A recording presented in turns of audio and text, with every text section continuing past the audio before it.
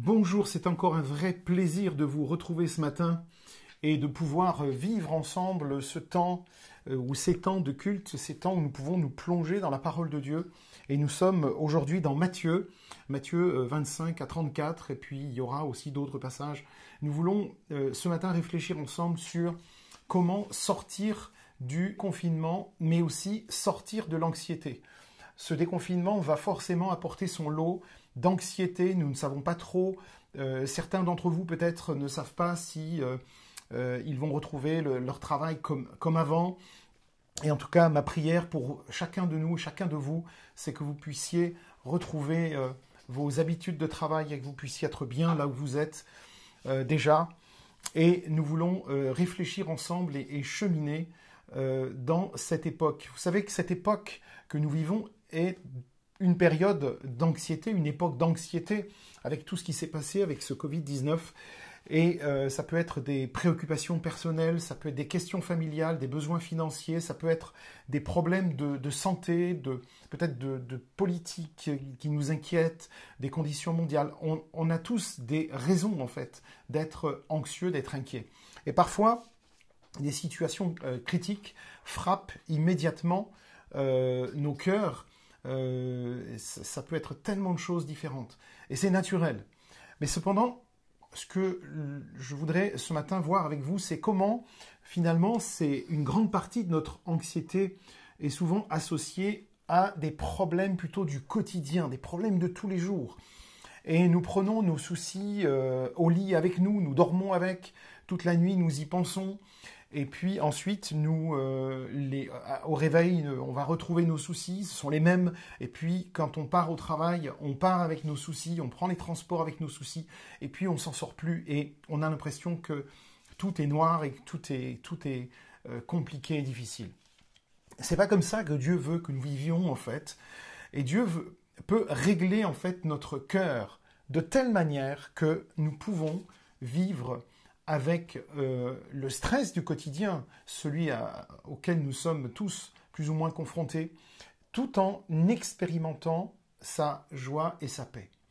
Vous savez, l'anxiété n'est pas seulement un problème contemporain, c'est un problème qui a toujours existé. C'était aussi un problème pour ceux qui vivaient à l'époque de l'Ancien Testament. D'ailleurs, regardez le psaume 37, 7 et 8 nous dit « Garde le silence devant l'Éternel et espère en lui.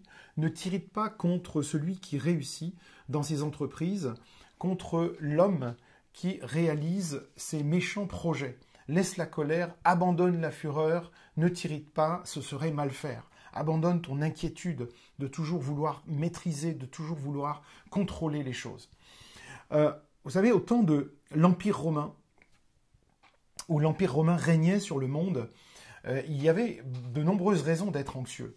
La civilisation romaine, en fait, a apporté de nombreuses avancées au niveau architectural, au niveau des lois, au niveau du droit, mais a aussi apporté son lot de cruauté avec la pratique des jeux du cirque, avec de nombreuses crucifixions. Et c'est justement et précisément dans cette époque que Jésus vient. Et c'est dans cette époque que Jésus entre en scène. Et il a abordé en fait la question de l'inquiétude dans son sermon sur la montagne en Matthieu 6, 25 à 34. Et en fait, quand vous regardez ce texte, vous pourrez le lire depuis chez vous, eh bien, les solutions en fait que Jésus propose sont tellement simples et paraissent en fait tellement simples que beaucoup ont du mal à les appliquer. Et l'anxiété, c'est un état et un état d'esprit dans lequel en fait notre esprit est tiré dans deux directions différentes. Et ça se traduit en fait par un état de détresse qui va dominer nos pensées, qui perturbe notre sommeil et qui va nous rendre, qui va nous faire vivre une vie très très triste. Et c'est aussi alimenté par les circonstances du présent ou la peur aussi de ce qui pourrait se produire dans l'avenir. L'état d'anxiété, c'est une réaction à la situation du moment et c'est aussi souvent un choix. Et j'aimerais juste m'arrêter quelques instants sur cette question-là. Au lieu de céder à l'inquiétude, en fait, nous pouvons choisir de confier notre anxiété à Jésus, parce qu'il se soucie de nous. Regardez, c'est ce que nous dit Pierre dans 1 Pierre 5, verset 7. « Déchargez-vous sur lui, de tous vos soucis, il prendra lui-même soin de vous. Ça, c'est très intéressant. Et alors, quelles sont les causes de l'anxiété? Oh, il y en a beaucoup. Dans le sermon de Jésus, Matthieu 6, il souligne pour les raisons pour lesquelles nous cédons tellement souvent à l'inquiétude et ce que nous pouvons faire pour changer notre attitude. D'abord, il y a le sentiment d'impuissance. Les problèmes peuvent en fait tellement nous submerger que nous nous sentons insignifiants, nous nous sentons incapables d'agir sur la situation. Et c'est dans ces moments-là, en fait, que Jésus nous conseille en fait quelque chose de très simple à faire, que nous pouvons faire, simplement en nous promenant dans la nature, ou peut-être même dans votre jardin. Observez les oiseaux du ciel, au verset 26. Ils semblent tellement petits, et pourtant Dieu prend sur lui la responsabilité de nourrir ces oiseaux. Pourquoi? Parce qu'un oiseau ne sait pas planter de graines, ne sait pas récolter les légumes, il ne peut pas prendre une pelle et travailler la terre, il est inadapté, et les oiseaux sont inadaptés pour cette tâche-là. Et si Dieu se soucie tellement d'eux, alors nous pouvons, nous de notre côté, être certains qu'il sera fidèle pour répondre à nos besoins. Et il y a autre chose. Une autre raison à notre anxiété, c'est notre tentative ou nos nombreuses tentatives à essayer de changer les choses que nous ne pouvons pas contrôler. Et Jésus nous rappelle que de nombreuses situations en fait dépassent notre capacité à changer les choses. Et au verset 27 de Matthieu 6, il nous le rappelle. Qui de vous, en étant inquiet, en fait, peut ajouter une seule heure à sa vie? Même si je suis inquiet, ça ne changera rien à ce qui va se passer.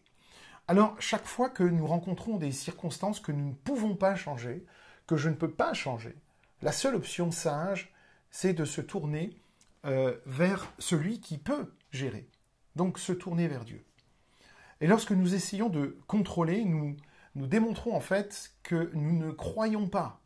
Et que nous ne croyons pas que Dieu peut changer les choses, que Dieu peut se charger de la situation. Et nous multiplions à ce moment-là nos douleurs et nos frustrations. Une autre raison de notre anxiété, de nos inquiétudes, c'est notre incapacité à faire confiance à Dieu pour subvenir à nos besoins. Après avoir expliqué comment le Seigneur habille le lys des champs, dans ce très très beau, très poétique passage de ce que Jésus nous dit dans les versets 28 à 30, Jésus nous exhorte à ne pas nous soucier des vêtements parce qu'il fournira tout ce dont nous avons besoin. Et quand nous craignons que nos besoins ne soient pas satisfaits, eh bien nous démontrons que nous manquons de foi en Dieu. Et parfois, une partie de notre problème, c'est que nous ne savons pas vraiment quels sont nos besoins. Parfois, la situation peut sembler que le Seigneur nous laisse tomber, mais en réalité, il répond à un besoin que nous n'avions peut-être pas imaginé pour nous. Il répond à un besoin auquel nous ne pensions pas pour nous-mêmes. L'apôtre Paul est passé par tellement d'épreuves, en fait, et pourtant, dans ses lettres, il ne rapporte aucune plainte. L'apôtre Paul, dans toutes les épreuves qu'il a traversées, il raconte les naufrages, les coups qu'il a reçus, mais il les a endurés avec cette paix intérieure et la confiance parce qu'il avait appris, en fait, la confiance dans le Seigneur. Et lui, regardez ce qu'il dit dans Romains 8, 32, lui qui n'a pas épargné son propre fils, mais qui l'a livré pour tous, pour nous tous, pour toi et pour moi. Eh bien, comment ne nous donnera-t-il pas aussi toutes choses avec lui? C'est quelque chose, c'est magnifique.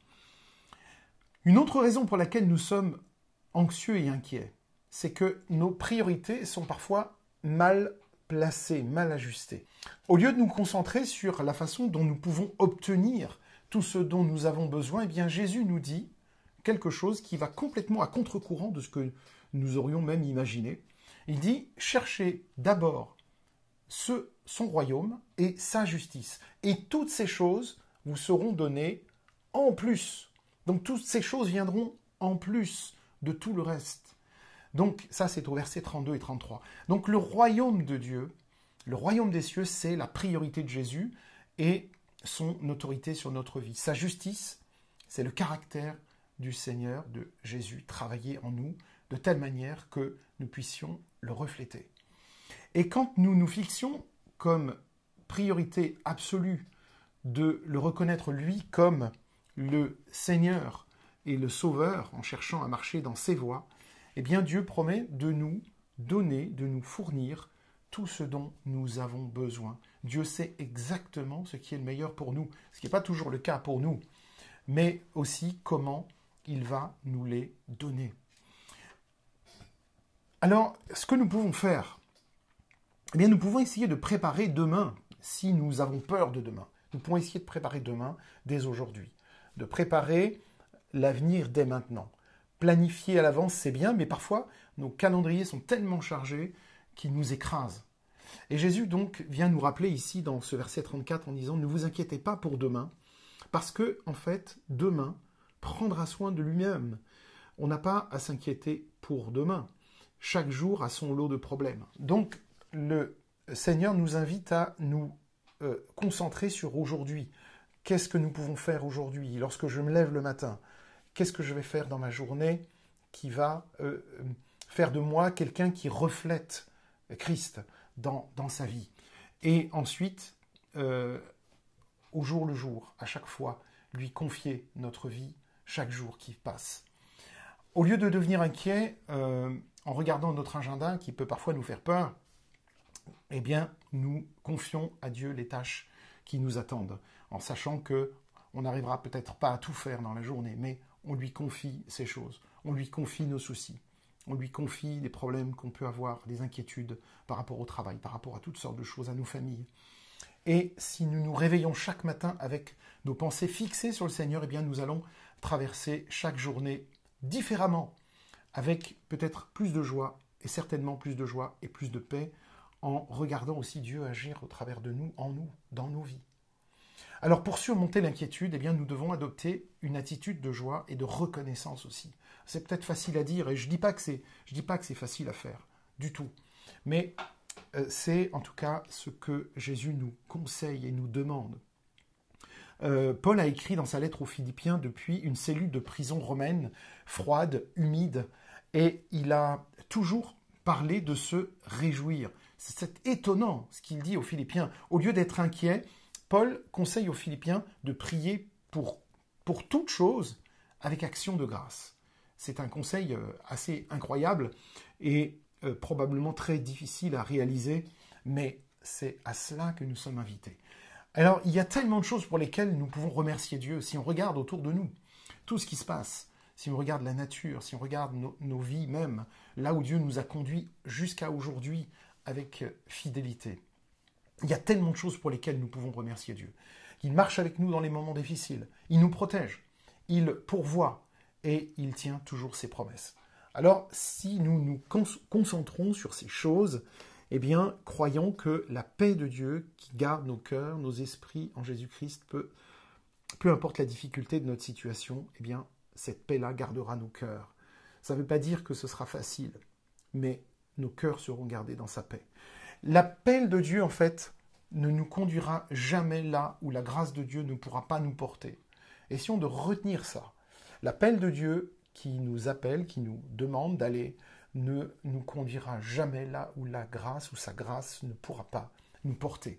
Il a promis en fait de répondre à tous nos besoins, de nous garder dans sa paix, dans sa joie. Le choix nous appartient aujourd'hui, ce choix nous appartient. Et nous pouvons soit vivre avec de l'anxiété dans nos cœurs, porter cette anxiété en permanence, soit faire confiance au Seigneur pour pourvoir à nos besoins et veiller sur nous. Il a tout le pouvoir de répondre à nos besoins parce qu'il a l'omniscience de savoir ce qui est le mieux pour toi et pour moi.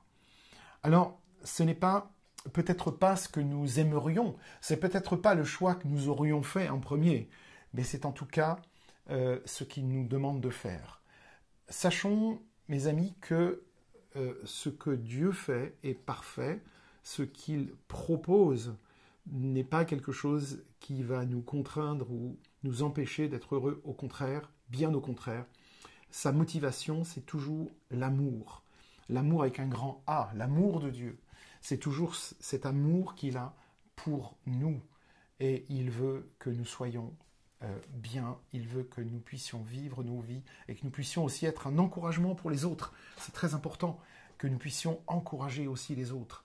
à vivre leur vie et à surmonter leurs difficultés. Voilà ce à quoi nous sommes invités.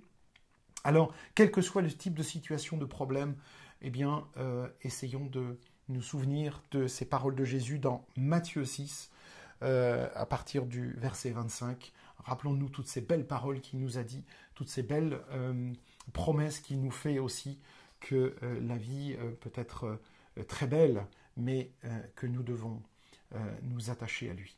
Voilà, soyez encouragés encore pour cette semaine. Nous sommes toujours dans ce déconfinement.